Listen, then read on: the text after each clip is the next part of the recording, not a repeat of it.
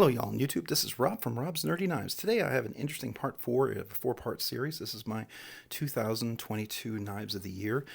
Today I'm doing my high-end knives. I'm doing my nicest knives that I have in my collection. I don't have customs and really fancy super knives.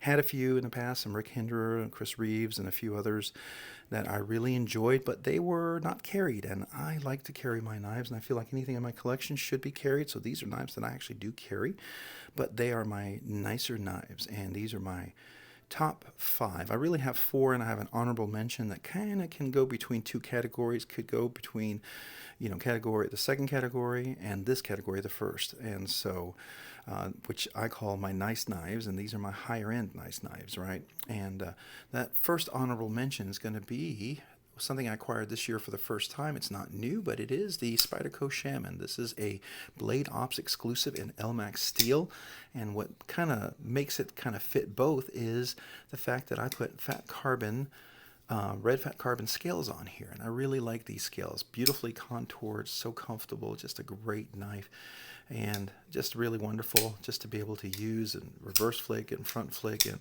just a heavy duty blade. I love this knife. I love carrying this knife. I love using this knife.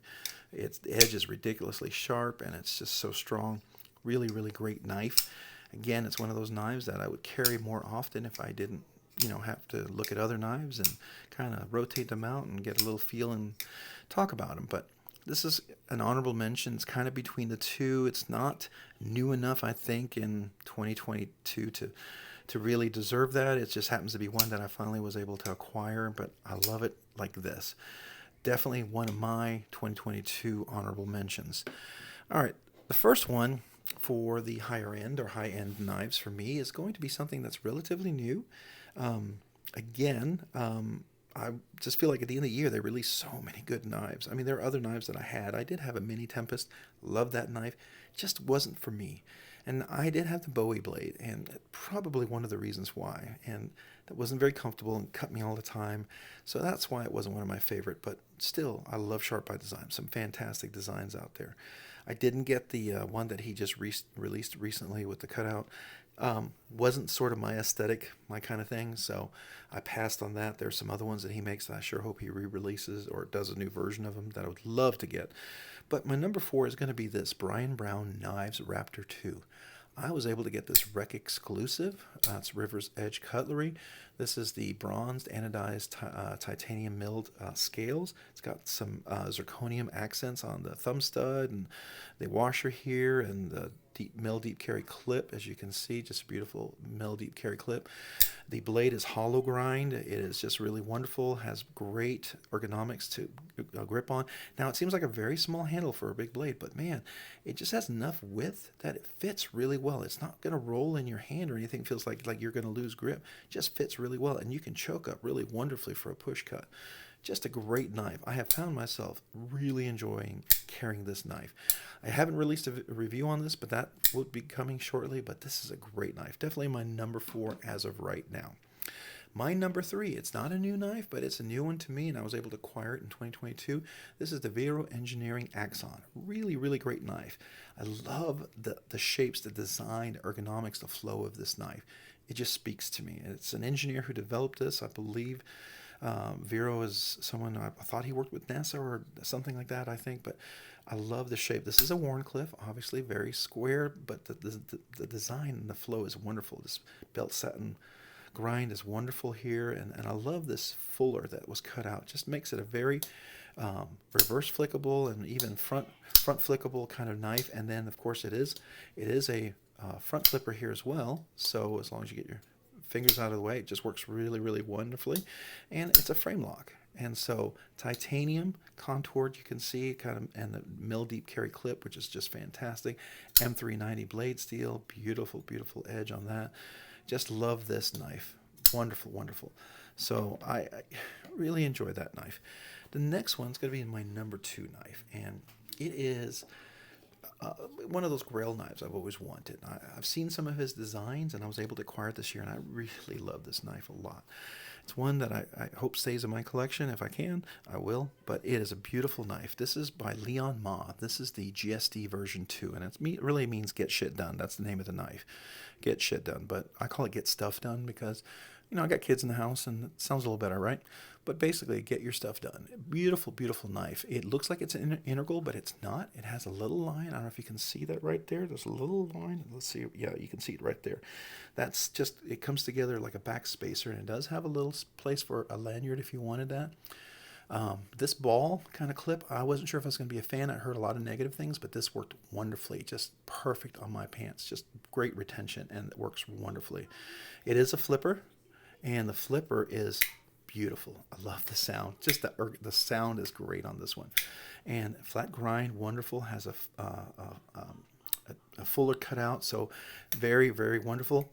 To reverse flick as well. A lot of fun. And man, I got to tell you, oops, when you close that blade, it's just, oops, if you don't flick it forward, it just closes beautifully. And this is the Fat Carbon Space Coral design scale. Inserts, I guess they're inserts because it makes this a bolster lock.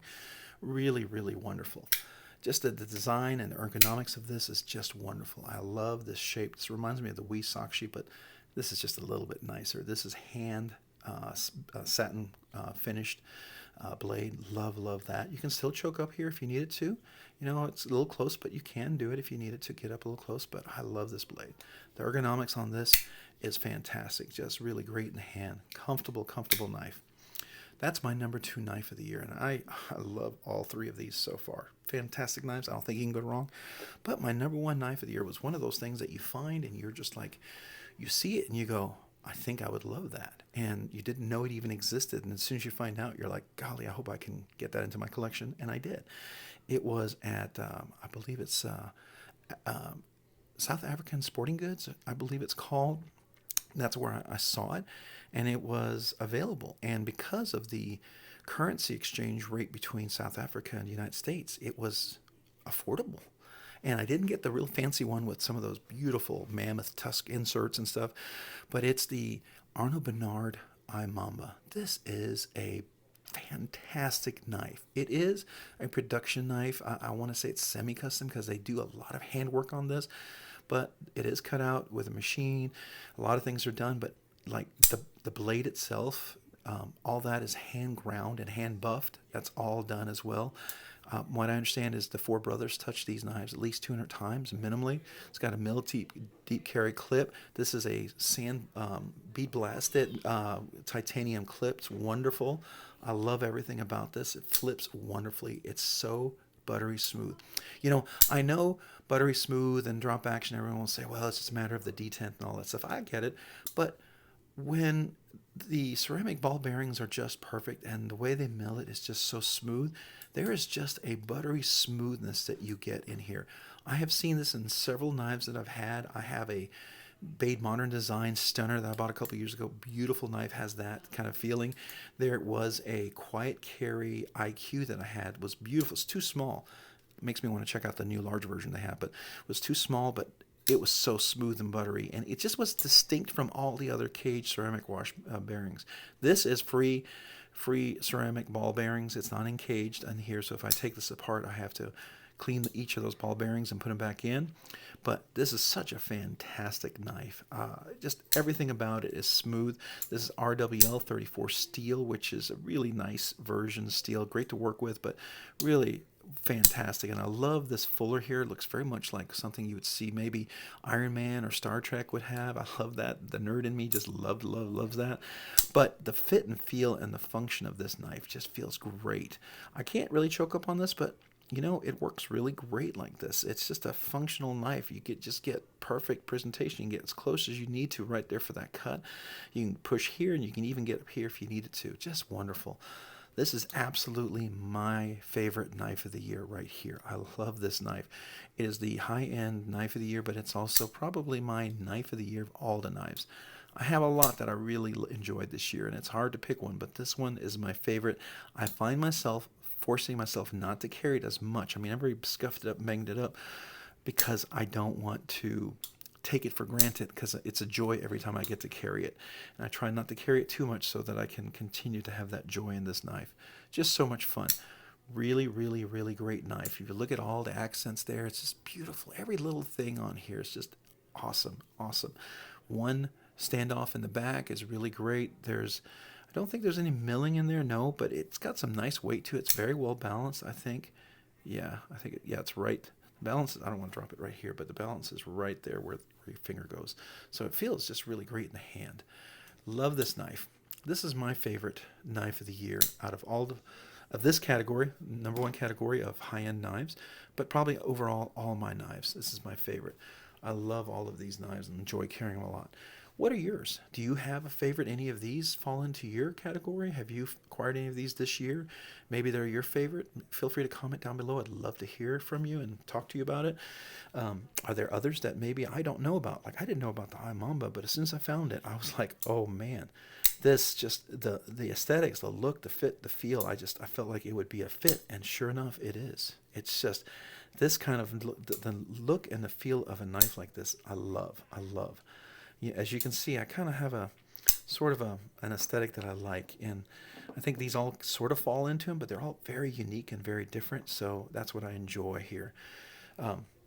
Love to hear from you, what you think. Feel free to, comment down below. I'll bring in my Spyderco Shaman, or Shaman.